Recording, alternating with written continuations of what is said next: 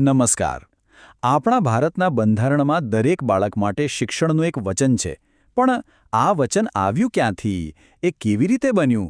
આજે આપણે આખી વાતને સમજીશું, એકદમ શરૂઆતથી લઈને જે મોટા મોટા ફેરફારો થયા ત્યાં સુધી. તો ચાલો આ સફર શરૂ કરીએ. તો આપણો મુખ્ય સવાલ એ જ છે, ભારતનું બંધારણ દરેક બાળકને શિક્ષણની ગેરંટી આપી શકે એ સ્તર પર પહોંચ્યું કેવી રીતે? જુઓ, આ કંઈ રાતોરાત નથી થયું. એની પાછળ તો દાયકાઓની મહેનત અને ઊંડો વિચાર રહેલો છે. આજે આપણે શું જોવાના છે? સૌથી પહેલાં તો બંધારણ અને શિક્ષણ વચ્ચે શું સંબંધ છે, પછી એના મૂળ સિદ્ધાંતો શું હતા, ત્યાર પછી 1976માં જે મોટો બદલાવ આવ્યો એની વાત કરીશું, અને પછી શિક્ષણ કેવી રીતે એક મૂળભૂત અધિકાર બન્યું એ જોઈશું, અને છેલ્લે આ આખું માળખું કેવી રીતે એક જીવંત દસ્તાવેજ છે એ સમજીશું. ચાલો તો આપણી આ વાતની શરૂઆત કરીએ એકદમ શરૂઆતથી, જ્યારે બંધારણ બની રહ્યું હતું. આપણા બંધારણ ઘડવૈયાઓના મનમાં શિક્ષણને લઈને શું વિચારો હતા? એમણે કેવો પાયો નાખ્યો? ચલો એ જોઈએ.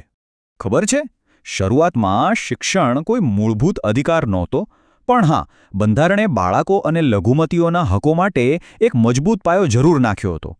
જેમ કે અનુચ્છેદ 24, જેણે બાળમજૂરી પર પ્રતિબંધ મૂકીને બાળકોનું ભવિષ્ય બચાવ્યું. પછી છે અનુચ્છેદ 29 અને 30, જે લઘુમતીઓને પોતાની શૈક્ષણિક સંસ્થાઓ ચલાવવાની આઝાદી આપીને આપણી વિવિધતાને જાળવી રાખે છે. અને ભાષાની વાત કરીએ તો આપણા બંધારણની સુંદરતા જુઓ. એમાં કેવું સરસ સંતુલન છે. એક તરફ અનુચ્છેદ 343 હિન્દીને રાજભાષાનો દરજ્જો આપે છે, પણ બીજી જ તરફ અનુચ્છેદ 350 એ સુનિશ્ચિત કરે છે કે પ્રાથમિક શિક્ષણ તો માતૃભાષામાં જ મળવું જોઈએ.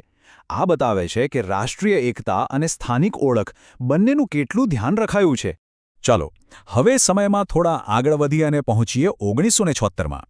આ એ વર્ષ હતું જે ભારતના શિક્ષણના ઇતિહાસમાં એક મોટો વળાંક સાબિત થયું.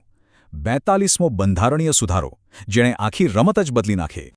તો થયું એવું કે 1976 પહેલાં શિક્ષણ એ રાજ્ય સૂચિનો વિષય હતો.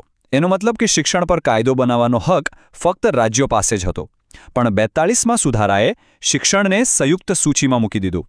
આનો અર્થ શું થયો? હવે કેન્દ્ર અને રાજ્ય બંને સરકારો શિક્ષણ વિશે કાયદા બનાવી શકતી હતી, અને આનાથી જ રાષ્ટ્રીય સ્તરે શિક્ષણ નીતિઓ બનાવવાનો રસ્તો સાફ થયો. આ સુધારાથી ખાલી શિક્ષણની સૂચિ જ નહોતી બદલાઈ, એણે બાળકોના વિકાસ અને નાગરિકોની જવાબદારીઓ પર પણ ધ્યાન આપ્યું. રાજ્યને કહેવામાં આવ્યું કે બાળકોનો વિકાસ સ્વસ્થ અને ગૌરવપૂર્ણ માહોલમાં થાય એ જોવાની જવાબદારી તમારી. અને સાથે સાથે પહેલીવાર નાગરિકો માટે પણ મૂળભૂત ફરજો દાખલ કરવામાં આવી.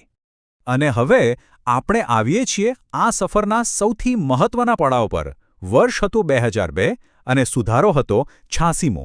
આ એ ઐતિહાસિક ક્ષણ હતી જ્યારે શિક્ષણને માત્ર એક નિર્દેશક સિદ્ધાંતમાંથી ઉપર ઉઠાવીને સીધો જ મૂળભૂત અધિકારનો દરજ્જો આપી દેવામાં આવ્યો.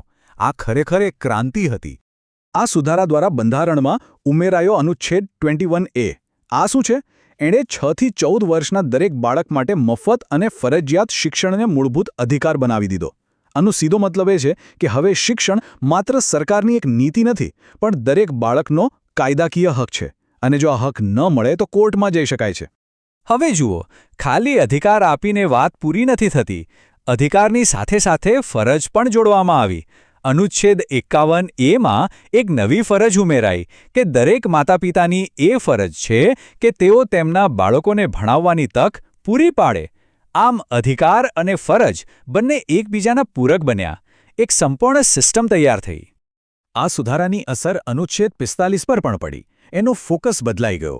પહેલાં એ 14 વર્ષ સુધીના શિક્ષણની વાત કરતો હતો, પણ હવે એ 6 વર્ષથી નાના બાળકોની શરૂઆતની સંભાળ અને શિક્ષણ એટલે કે early childhood care and education પર ધ્યાન કેન્દ્રિત કરવા લાગ્યો. આમ બંધારણે એક નવી અને મહત્વની જરૂરિયાતને પણ આવરી લીધી.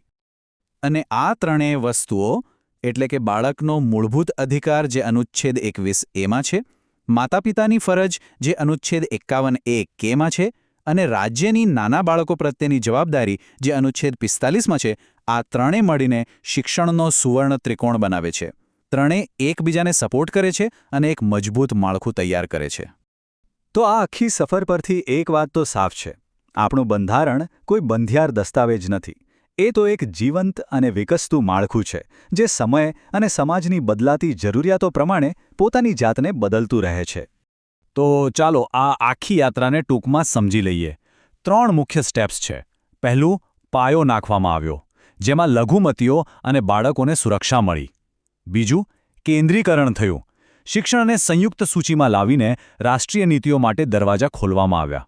અને ત્રીજું, અને સૌથી મહત્વનું, એને મૂળભૂત અધિકારનો દરજ્જો આપીને એને સર્વોચ્ચ સ્થાન આપવામાં આવ્યું.